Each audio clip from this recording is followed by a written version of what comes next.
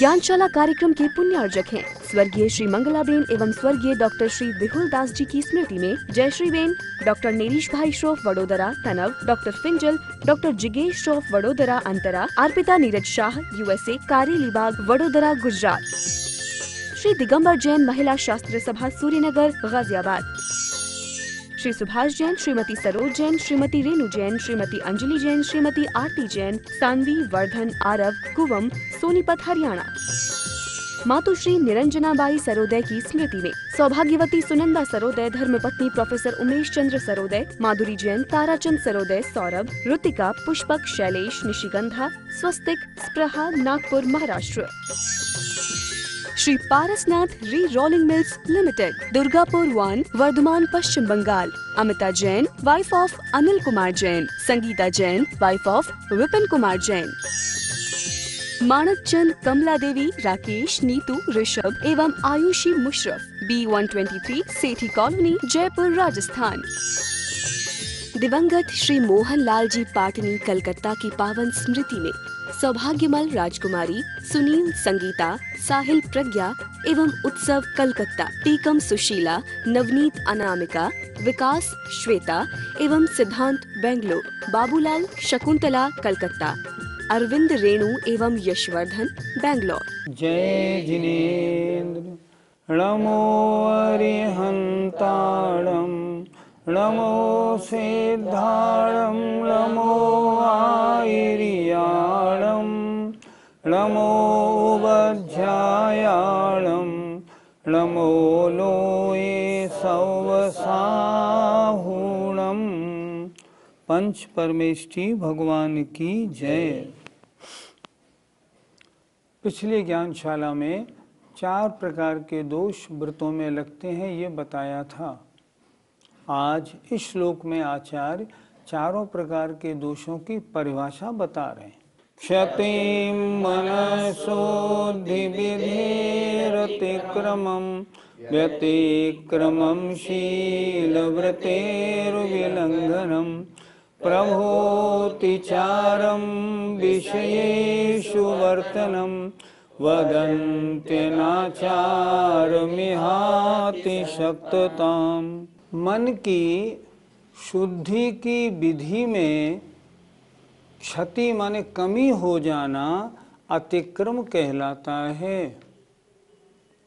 लिए हुए व्रत, बड़े पुण्य के प्रताप से मुझे ये व्रत मिला है, अब मैं इसका मन लगाकर पालन करूँगा, ऐसे होना चाहिए। लेकिन यदि उसके प्रति भारीपन महसूस किया है तो उसका नाम अतिक्रम है।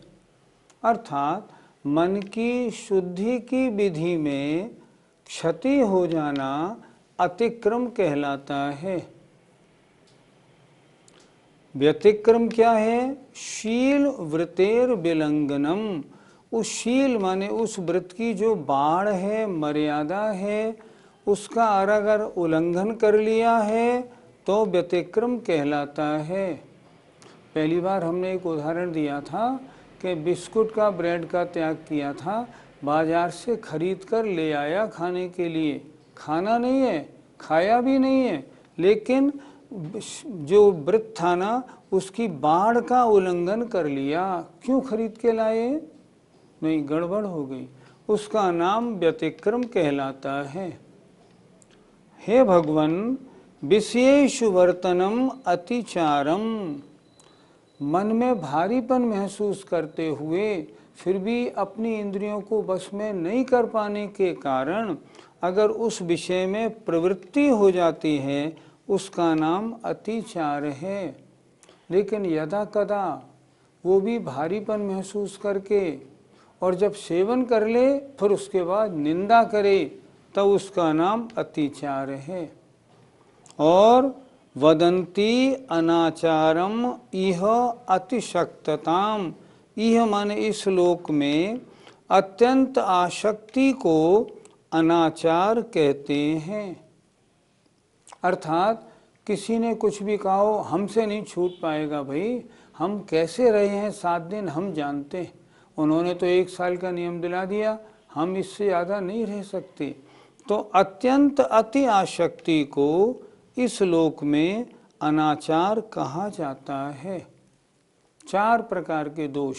फिर देखें एक बार, मन की शुद्धि की विधि में, शुद्धता में क्षति हो जाना, कमी आ जाना अतिक्रम है। लिए हुए व्रत के प्रति व्रत का भारीपन महसूस होना। हम तो लेना नहीं चाह रहे थे, जबरन दे दिया। और शील माने लिए हुए व्रत की बाढ़ का उल्लंघन कर देना, इसका नाम व्यतिक्रम है। तीसरा, व्रत की मर्यादा, व्रत है मेरे ऐसा सोचते हुए भी उस विषय में प्रवृत्ति कर लेना, इसका नाम हे भगवान अतिचार है। और अतिशक्तताम, अत्यंत आसक्ति को अनाचार कहते हैं। नियम ले लिया है फिर भी खाते रहना, इसका नाम अनाचार है।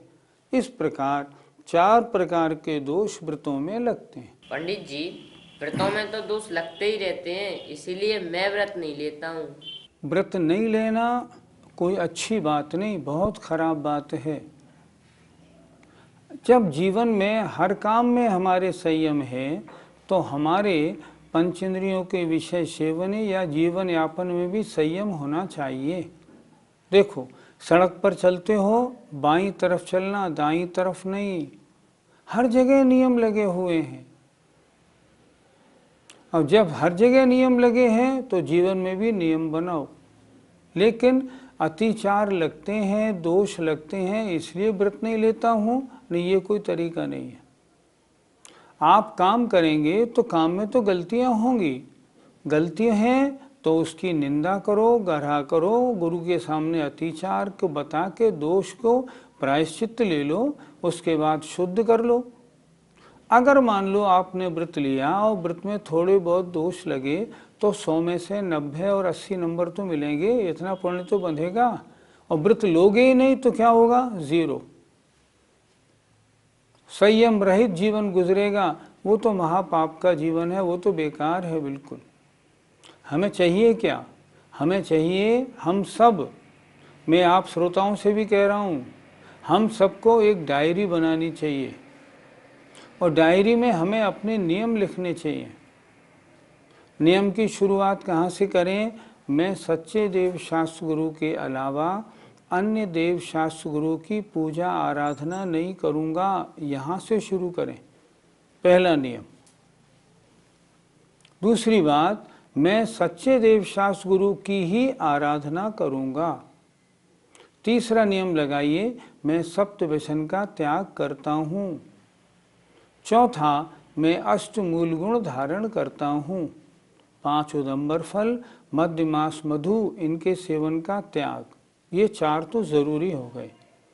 अब इस जीवन के लिए नियम शुरू करिए, मैं देव दर्शन पूजन नित्य करूँगा। दूसरा, मैं रात्रि में कम से कम अन्न का भोजन नहीं करूँगा। 4 प्रकार का भोजन छोड़ना वो तो बात ही ठीक है, आगम तो यही कहता है। मैं घर में छना शुद्ध जल पीऊँगा, इतना नियम तो लें। उसके बाद आगे फिर अपने नियम बढ़ाते चलें, जैसे मैं शास्त्र स्वाध्याय नित्य करूँगा, मैं नमोकार मंत्र की 1 माला नित्य जपूँगा, मैं इतनी सारी हरियाँ, इनमें से 80 हरी के अलावा कुछ नहीं खाऊँगा, मैं चमड़े का जूता या रेशमी साड़ी का त्याग करता हूँ, मैं गुटखा पान का मसाला कुछ भी नहीं खाऊँगा। ऐसा नियम बनाएं। नियम तो हर एक के जीवन में होना चाहिए, और अगर कभी क्वचित कदाचित किसी नियम में दोष लग जाए तो उसका प्रायश्चित ले लें। निरंकुश जीवन नहीं गुजारना चाहिए। दान देने के समय यदि कोई मुनि महाराज नियम दिला देते हैं तो क्या ये उचित है? मुनि महाराज की आपके ऊपर करुणा है, बड़ी दया है, वो चाहते हैं इसका जीवन ऊपर उठे, इसलिए वो आपको नियम दिलाने की कोशिश करते हैं। मैं बताऊं आपको, मेरे खास रिश्तेदार दिल्ली में रहते हैं। एक बार एक मुनि महाराज का आहार हुआ हमारे यहाँ, वो भी हमारे यहाँ हमारे साथ थे। जब हम महाराज का आहार होने के बाद महाराज के साथ गए, उन्होंने उनको नित्य पूजा करने के नियम के लिए बोला। पहले तो वो थोड़े सकुचाए, बाद में उन्होंने नियम ले लिया। नतीजा क्या हुआ, उस दिन से और आज तक नित्य प्रति पूजा करते हैं। अब सोचो, अगर मुनि महाराज अगर नियम नहीं दिलाते तो क्या वो पूजा करना बनता? नहीं बनता। मुनि महाराज की तो बड़ी करुणा, बड़ी कृपा, दया है आपके ऊपर, जो वो आपको नियम दिला रहे हैं। जबरदस्ती कभी नहीं करते वो आपको थोड़ा प्रेस करेंगे। आप बोलेंगे, मान लो उन्होंने आपसे कहा रात्रि में भोजन नहीं करना, महाराज मैं तो करता हूँ, नहीं दूर हट जाओ। फिर आप उनसे बोलिए, महाराज मेरी मजबूरी है, मैं ऑफिस में नौकरी करता हूँ, वहाँ से लौट मैं आता ही 7 बजे हूँ, मैं कैसे करूँ बताइए, नौकरी थोड़ी छोड़ दूंगा। तब फिर महाराज आपको नियम दिलाएंगे, अच्छा सुनो नियम लो कि 8 बजे बाद भोजन नहीं करूँगा। महाराज आपकी मजबूरी जान के आपके हिसाब से नियम दिलाते हैं, जबरदस्ती नहीं थोपते। आप मने कर देंगे वो आपसे कुछ नहीं बोलेंगे, लेकिन वो चाहते हैं आप कुछ नियम लें, इसलिए उनका नियम दिलाना बिल्कुल ठीक है। आप अपनी मजबूरी बताइए, अपनी मजबूरी बताने पर वो अपना नियम थोड़ा ढीला करेंगे और वो नियम आपको लेना चाहिए। पंडित जी, आजकल कुछ मुनिराज पूरी सभा में सबको नियम दिलवा देते हैं और उस सभा में हम लोग भी बैठे होते हैं, तो उस समय हम क्या करें? ऐसे जो नियम दिलाए जाते हैं ये नियम नहीं माने जाते। आप उस सभा में बैठे हैं और आप अगर वो नियम नहीं ले सकते हैं, आप उस समय संकल्प न करें, हाथ नहीं उठाएं। बाद में महाराज से आके स्पष्ट कहें तो और भी अच्छा है, महाराज आपने नियम दिलाया था, मेरी मजबूरी है, मैं पालन नहीं कर पाऊंगा। नियम का तरीका तो ये है, आप निवेदन करें, महाराज आपको नियम दिलाएं, फिर आप कायोत्सर्ग करें, तब जाके आपका नियम पूरा माना जाता है। ऐसे समूह रूप में जो नियम दिलाए जाते हैं, यदि आप नहीं लेना चाहें तो ये आपकी मर्जी होती है कि हमें नहीं लेना तो मत लीजिए। क्या अतिचार रहित व्रत पालन संभव है? नहीं, बिल्कुल संभव नहीं। देखो, सोचना, जितने मुनि महाराज हैं जिनकी चर्या बहुत उत्कृष्ट है, वो भी अपने लिए हुए व्रतों में जो दोष लगते हैं उनके लिए 3 बार प्रतिक्रमण करते हैं। रात में जो दोष लग जाएं उनके लिए सुबह प्रतिक्रमण करते हैं। आहार लेने जाने में जो दोष लगते हैं, आहार के बाद इर्यापत प्रतिक्रमण करते हैं। दिन में जो दोष लगते हैं उसका शाम को प्रतिक्रमण करते हैं और रात्रि में लगे हुए का सुबह करते हैं।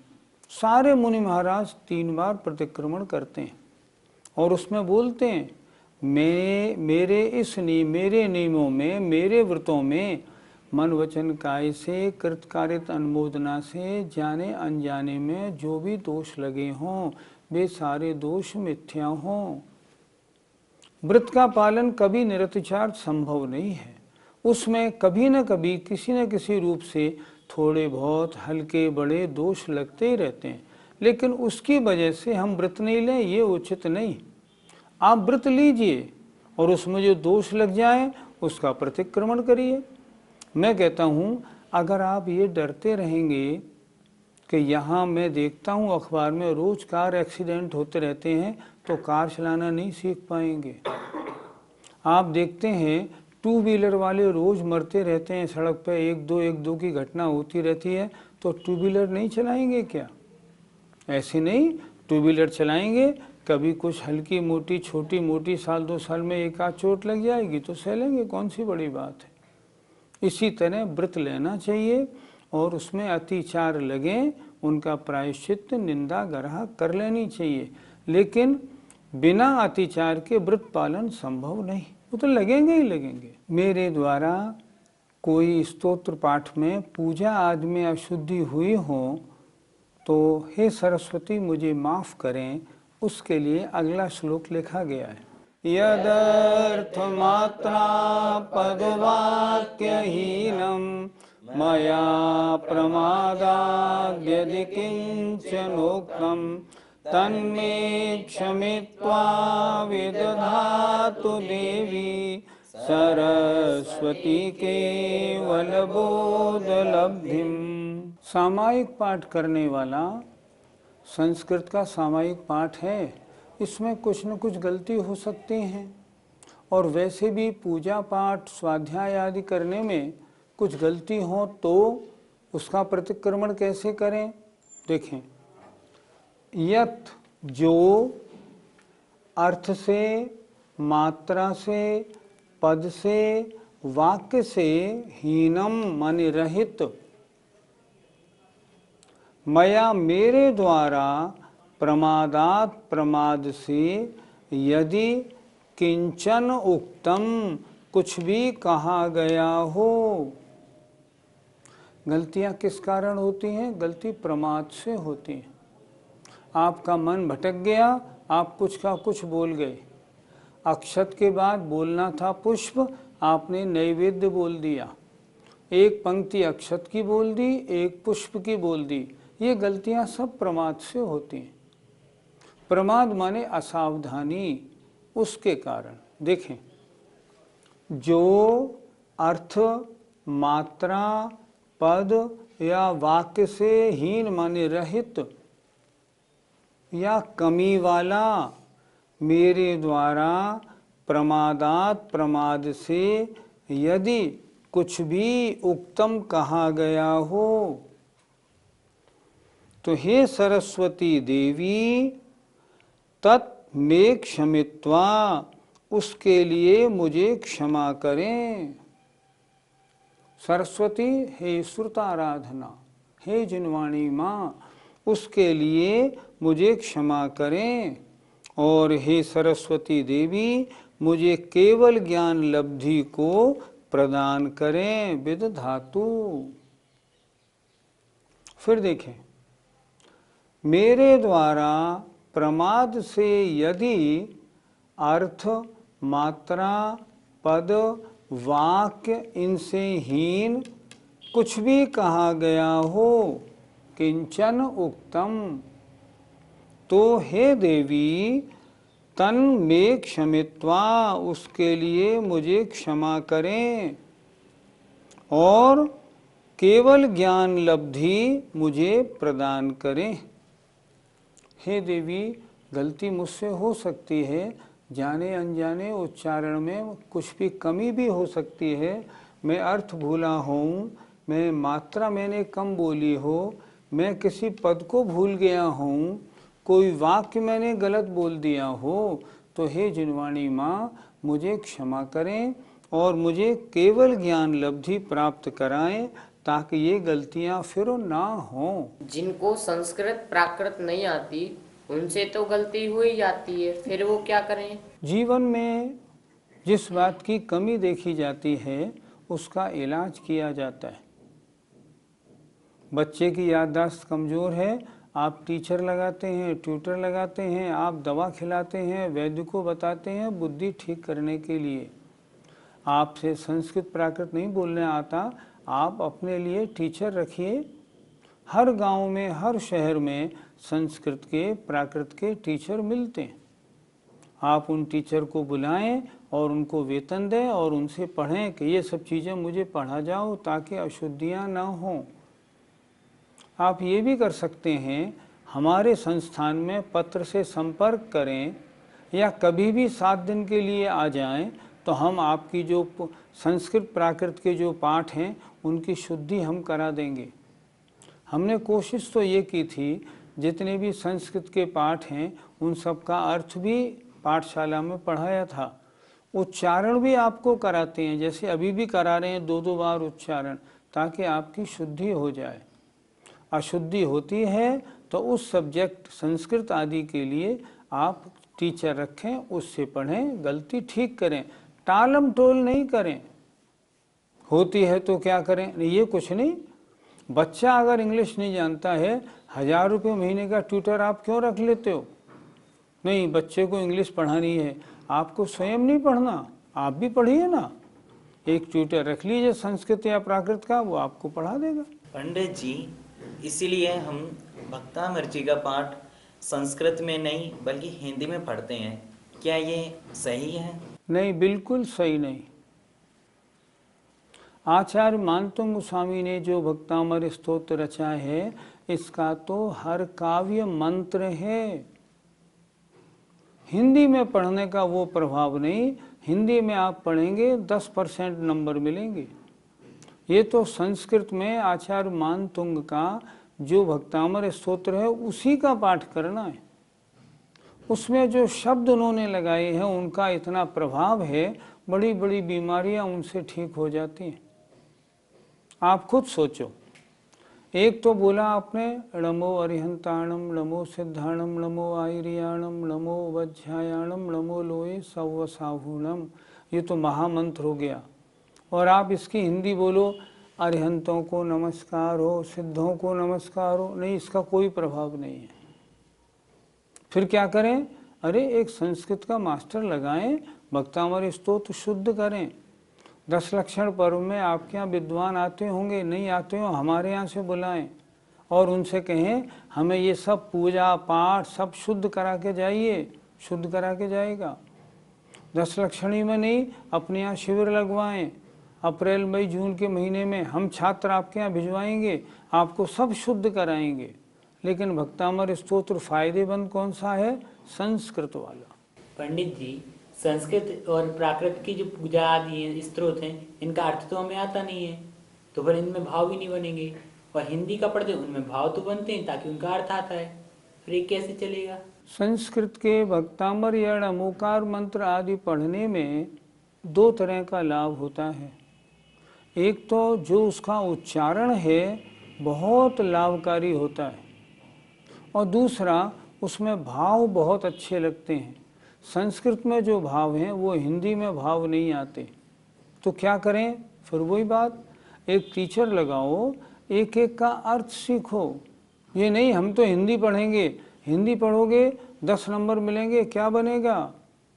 आचार्य श्री एक बार सब ब्रह्मचारी भैयाओं को बिठा के कह रहे थे, क्या तुम लोग देवशास्त्र गुरु की हिंदी पूजा करते हो? संस्कृत की पूजा किया करो, देखो कितनी अच्छी पूजा है। हिंदी की पूजा से तो संस्कृत पूजा बहुत अच्छी है, और है ही वास्तव में। पूजाएं तो संस्कृत में अनमोल हैं, एक से एक अच्छी। लिहाजा टालम टोली मत करिए। अगर आप पे नहीं आता है ना, तो फिर नहीं आता है तो एक टीचर लगाइए और पढ़ लीजिए, क्या दिक्कत है? पंडित जी, सरस्वती की जो मूर्ति स्त्री रूप में बनती है, क्या वे पूजनीय है? सरस्वती की जो स्त्री के रूप में मूर्ति है वो पूजनीय नहीं। हमारे यहाँ तो सरस्वती की जगह जिनवाणी ही पूजनीय है। जिनवाणी का दूसरा नाम सरस्वती है। सरस्वती कोई देवी नहीं है जो हम देवी की पूजा करते हों, नहीं। सरस्वती माने हे जिनवाणी माँ, आप मुझे क्षमा प्रदान करें। जिनवाणी क्योंकि स्त्रीलिंग है, इसलिए जिनवाणी माँ का रूप दिया गया है। बाकी हम सरस्वती नाम की किसी देवी की आराधना नहीं करते। यहाँ पे प्रमाद से हमें क्या लेना चाहिए? प्रमाद का मतलब कषायवश, पक्षवश, असावधानी पूर्वक या कोई जल्दबाजी में आकर के, इन सब कारणों से हम कुछ का कुछ कर देते हैं। कभी पूजा जल्दी जल्दी बोलनी है, गलत गलत बोल देते हैं। कभी असावधानी से बोलनी होती है, ध्यान उधर जाता है, बोलते इधर हैं तो गलत बोल जाता है। प्रमाद का मतलब है असावधानी। प्रमाद का मतलब है कषाय वश, इंद्रियों के वश, इनके वश होकर के जो मेरे द्वारा गलतियां हुई हैं उच्चारण में, हे सरस्वती माँ, हे जिनवाणी माँ, मुझे उनके लिए क्षमा करें। पंडित जी, सरस्वती की आराधना से केवल ज्ञान कैसे प्राप्त होगा? केवल ज्ञान प्राप्ति में ध्यान रखना, मति ज्ञान कारण नहीं, अवधि ज्ञान कारण नहीं, मनपर्य ज्ञान कारण नहीं, मात्र श्रुति ज्ञान कारण है। श्रुति ज्ञान से ही केवल ज्ञान होता है, और श्रुत माने शास्त्र, जिनवाणी। इसलिए हे जिनवाणी माँ, मुझे उनके लिए क्षमा करके मुझे केवल ज्ञान लक्ष्मी प्राप्त कराइए। जय जिनेन्द्र। ज्ञानशाला कार्यक्रम के पुण्यार्जक हैं स्वर्गीय श्री मंगलाबेन एवं स्वर्गीय डॉक्टर श्री विहुल दास जी की स्मृति में जयश्री बेन, डॉक्टर नेरीश भाई श्रोफ वडोदरा तनव, डॉक्टर फिंजल, डॉक्टर जिगेश श्रोफ वडोदरा अंतरा, अर्पिता नीरज शाह USA कारेलीबाग वडोदरा गुजरात, श्री दिगंबर जैन महिला शास्त्र सभा सूर्यनगर गाजियाबाद, श्री सुभाष जैन, श्रीमती सरोज जैन, श्रीमती रेणु जैन, श्रीमती अंजलि जैन, श्रीमती आरती जैन, सानवी, वर्धन, आरव, कुवम, सोनीपत हरियाणा। मातुश्री निरंजनाबाई सरोदय की स्मृति में सौभाग्यवती सुनंदा सरोदय, धर्मपत्नी professor Umesh Chandra Sarodaya, Madhuri Jain, Tarachand Sarodaya, Saurabh, Ritika, Pushpak, Shailesh, Nishigandha, Swastik, Spraha, Nagpur, Maharashtra. Shri Parasnath re rolling mills limited, Durgapur 1, Vardhaman, Paschim Bangal. Amita Jain, wife of Anil Kumar Jain, Sangeeta Jain, wife of Vipin Kumar Jain. Manak Chand, Kamla Devi, Rakesh, Neetu, Rishabh एवं आयुषी मुशरफ, B123, सेठी कॉलोनी, जयपुर, राजस्थान।